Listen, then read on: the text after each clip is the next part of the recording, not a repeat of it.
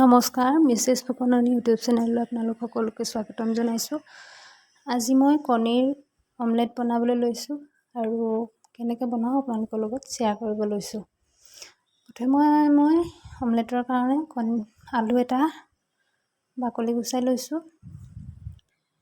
আলু এটা বাকলি গুচাই ধুই লৈছোঁ। লগতে মই পিঁয়াজ এটা কাটিও ধুই ল'ম। বাকলিটো গুচাই ধুই লৈছোঁ।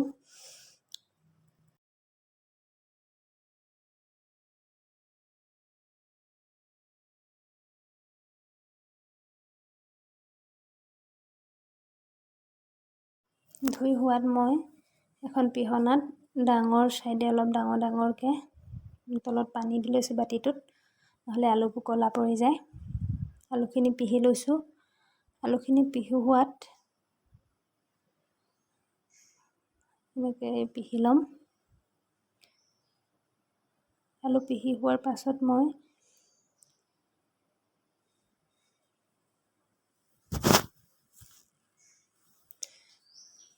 এটা বাতিত হাতেৰে চেপি অন্য এটা বাতিত উলিয়াই ল'ম, পানী নৰখাকৈ।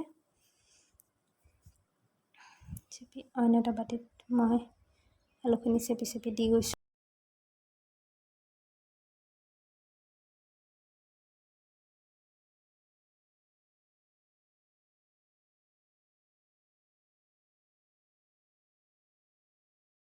তাতে মই পিঁয়াজটো অলপ দীঘলকৈ সৰু পাতলকৈ কাটি ল'ম।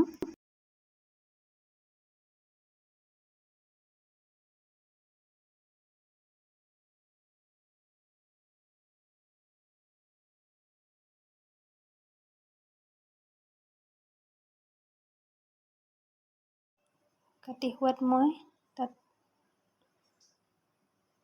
আন্দাজমতে হালধি,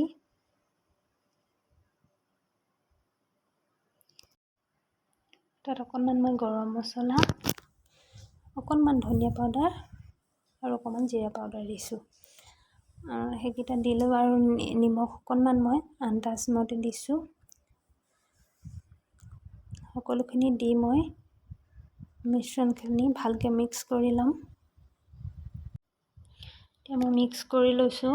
মিক্স কৰি এনেকৈ ৰাখি দিম।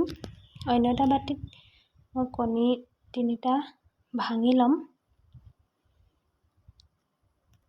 কণী 3টা মই ফেটি ল'ম।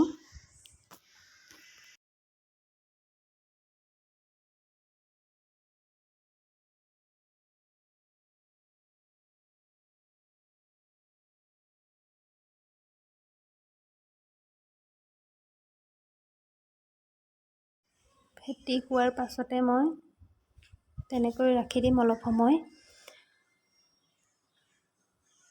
তাত অকণমান নিমখ দি দিম, বেছি নিমখ নিদিলেও হ'ব। অন্যফালে মই কেৰাহীখন পাতি লৈছোঁ।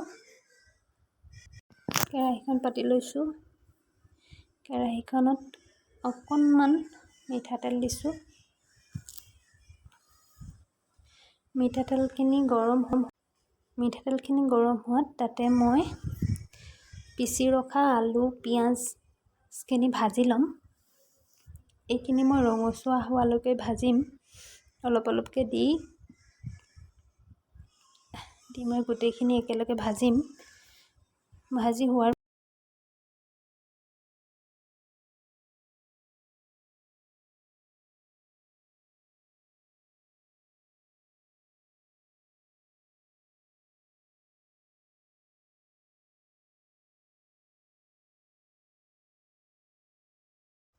অলপ ৰঙচুৱা পোৱালৈকে ভাজিছোঁ মই।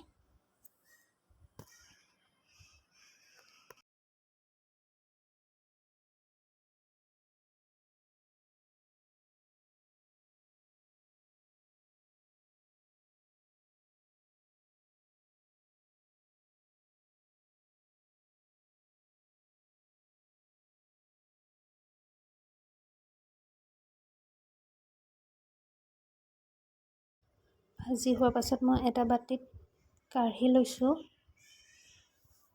কাঢ়ি লোৱাৰ পাছত সেই মিশ্ৰণখিনিতে মই ফেটি থোৱা কণীকেইটা দি আকৌ এবাৰ ভালদৰে ফেটি লৈছোঁ। ভালদৰে ফেটি লৈছোঁ।